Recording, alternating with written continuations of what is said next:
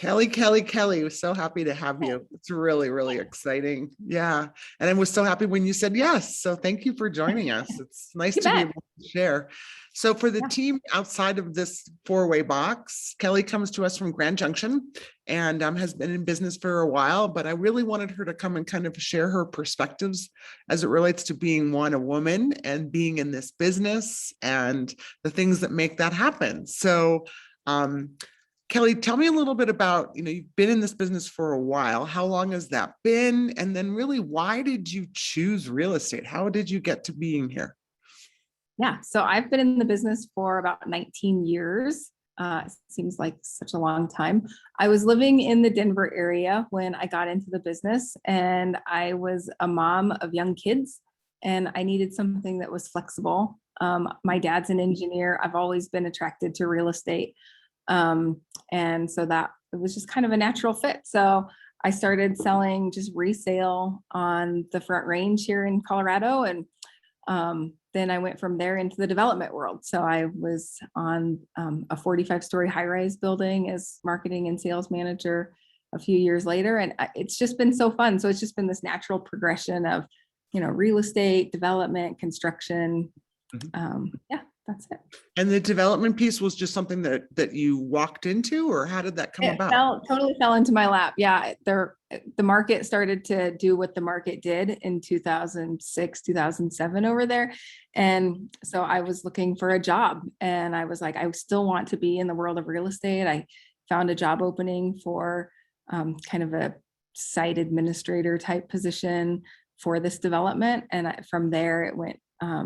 And the funny story about that job is that it was supposed to be a temporary job, and I ended up being on it for 5 years. And I tell my kids, and that's a big part of why I do what I do, of course, is that's my why, is my kids and my family.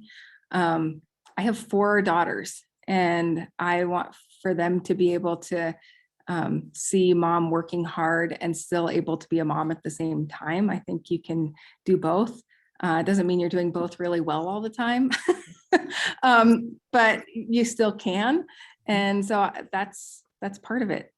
It's your motivation, it sounds like, which is awesome. Yeah, for sure. Yeah, no, I want them to I see also that. heard a hint of, I worked in marketing, which I think, a lot of people, this is a marketing business to some extent, right? That what we try to do, a valuable piece, but you have some of that in your system as well. I do. It's sort of in my blood. I love marketing. And coming from the marketing side, marketing and sales was the job at Four Seasons when I was in Denver. And so when I took that experience and came here, I really do love the marketing part of it. And so to be able to apply that, and one of the things you mentioned was what makes my business unique to me. And I really do think that my job is a marketer. I have to make sure that it results well for my clients, because I have to make sure that every eyeball possible can see those listings, because it does result in a faster sale for a higher purchase price and a shorter amount of time. So, I mean, that's our job. I take that part of it very seriously. It's more than just putting a sign in the yard. Things are selling now. We all know that the market's busy, but are you really serving your clients the best when you're not marketing it? Nice. And of course, I asked the third question, which is, as a woman, is it hard to be in business for yourself? I mean, like, what motivates you other than maybe your family? Because you've already mentioned that, but what motivates you to keep focused to it? And are you doing it by yourself? I don't know if you have more people on your team or not. Yeah, I have an assistant on the team, and she certainly helps me because I do have both worlds, the new construction world and resale world. My husband owns a construction company here in town. So between both of those, I do keep very busy.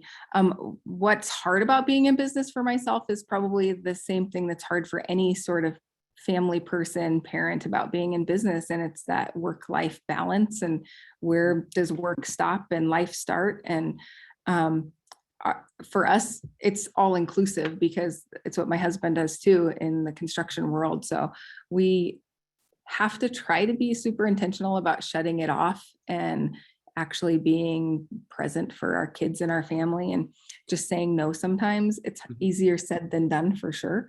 So that's the hard thing about it, the things that you miss. I am I'm just driven myself. Like I always want to do more, be more, make a difference. You know, what's the next thing? I'm never going to be content just doing exactly what I'm doing right now. We only get to be on this planet once, so we might as well make the most of it. So it also sounds like you're willing to adjust and also willing to see it change in front of you as you move forward, that it's not stagnant, that it's always, that you can always adjust it, and not only the business, but maybe also your personal life to make that work. Yeah, absolutely. How boring would it be if everything was the same all the time? Everything was the same. Nice. So, and last but not least, what really makes you love this business versus other things that you've done before in your full life? You know, I probably have a touch of like ADD or something, because I love that in this business, nothing's ever the same. In 19 years in this business, I have never seen two transactions that are the same. The different personalities, you know, working with the other people to make it happen. It is not always easy. We all know that. But I love that it's always, there's a challenge, there's a learning experience in everything.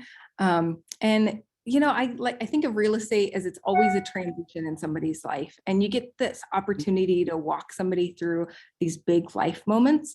They're either buying a new house because they've moved to a new location, or they're downsizing, or they're upsizing, they've added to their family, they've had kids move out. Like there's always some sort of transition going on in their life, and to be able to be that person to help walk them through that it's an honor. Yeah, that brings joy.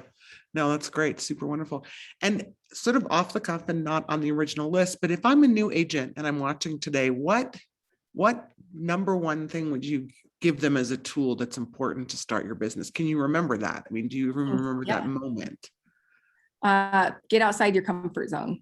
It is not going to always be comfortable in this business. You've got to push yourself outside of that, talk to people you don't know. And you're going to hear a million different things coming at you on what things to do, what ways to get business, lead generation, all of these ideas. Pick three. Like just stick with three that you think you can do really well, and do those really well, like knock them out of the park. Awesome. Wow. Thank you. Great insight this morning. I really, really appreciate your being here. It's just nice to be able to have you share your story and make yourself available. And, you know, Kelly she's a really warm-hearted person. If you're in Grand Junction, I'm sure you'll see her around, but I'm also sure that if you aren't, you probably could connect with her and find her information on CBIQ and ask her more questions. So thank you so much for being here this morning. Really greatly appreciate it. You. You're welcome.